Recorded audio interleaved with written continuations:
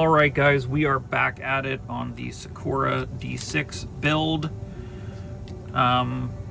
Just last episode we finished putting on the upper control arms and whatnot, and we're going to get ready into the knuckles and steering components. But I just wanted to recap on something here, little tip.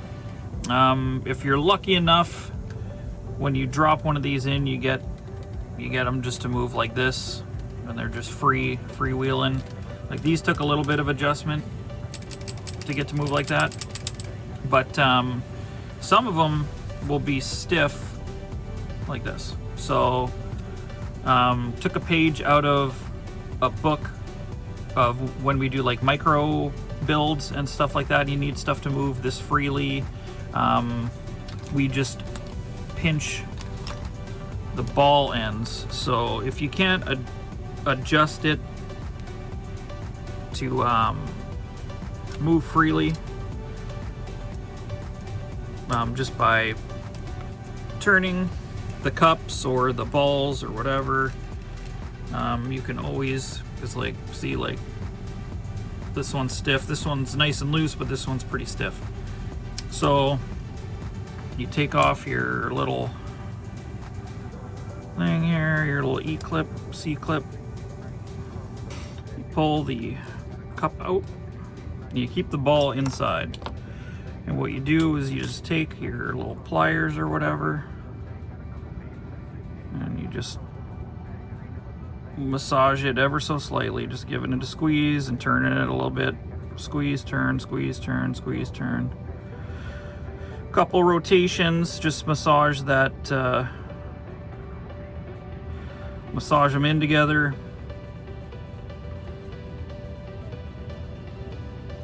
And that like kind of compresses the plastic, but your ball won't fall out because it's still got the cup there. Just after a couple of rotations, you'll see that they'll be super loose in there. Won't be any binding. You throw them back up in your upper control arm.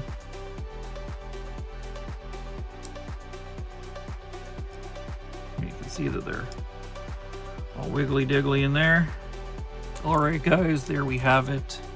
We have the car in roller status, as we like to call it. Very nice build, very clean build. Couple issues I had. Popping all these balls into their ball ends was super,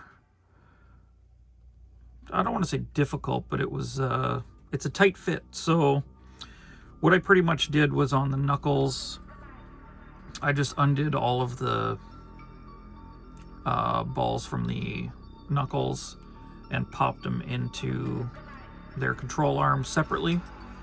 So I pretty much took the whole top control arms off, steering links off, and this active toe link down here, took that off, and I put snapped all the balls in there and then re-screwed them back into their respective holes. I just thought that would be a lot easier, would put less stress on the unit by me trying to push on everything.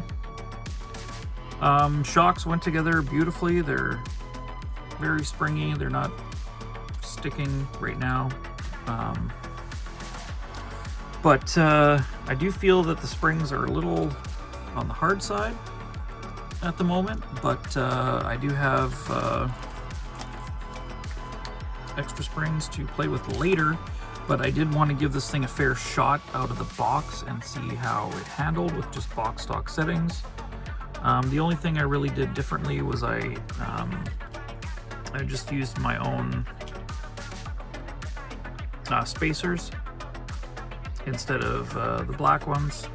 So on the front and rear knuckles, I just used purple spacers to keep going with the purple theme. So yeah, everything's moving fantastically. Had to massage the ball cups in the front here and in the rear just to kind of get them to move freely. but everything worked out good. Everything's moving smoothly. It does come with these brake rotors and discs. Now that's super cool. Unfortunately, on this side, I feel a little bit of binding. I think one of the screws is binding just a little bit. So I tried to tighten it up a bunch of times, but just wasn't getting the clearance that was with all the other ones. So I will try to run it to start with it. Like I said, give it a fair shot out of the box, but I probably will take those out eventually, or just remove that one screw. I don't know. It's not like it's going to make a huge difference, but so far so good. I have my purple D10 that I will be throwing in this thing right away. We have the purple servo, and then a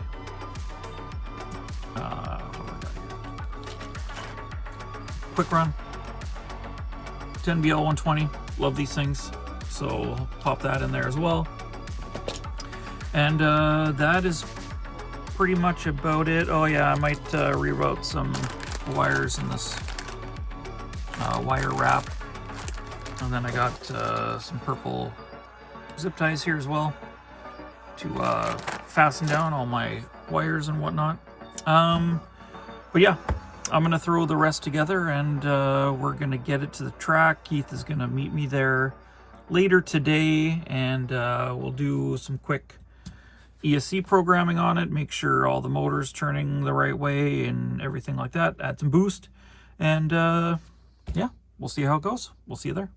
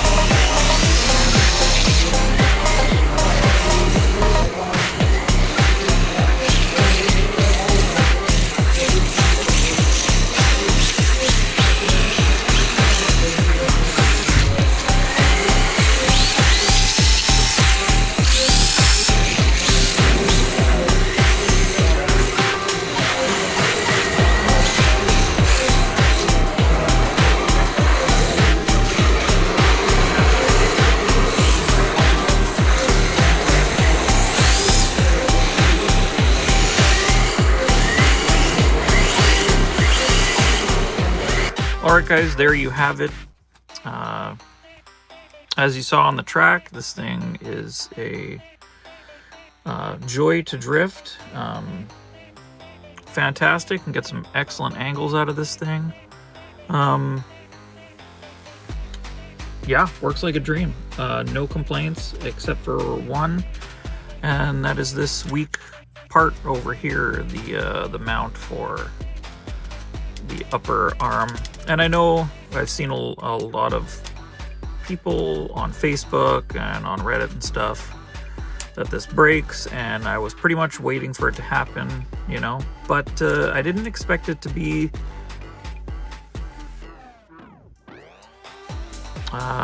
it wasn't really anything significant, like couple light taps here and there with the rear end, you know what I mean? So yeah, so that's the only disappointing thing, but there is a file on printables.com, I believe. I'll put a link down in the description for that, so thank you to, I'll put your name in the video for providing everyone with that for free. That's great, thank you very much. I'm gonna print a bunch, and yeah, so other than that, she works great. Was able to get some angles I wasn't able to get with my D5, and yeah, this thing's fantastic right out of the box. I'll probably do some shock tuning. I got some other springs, but other than that, for my track and my surface, she drifted like a dream. So that's it for now. We'll come back when we have a painted body for it.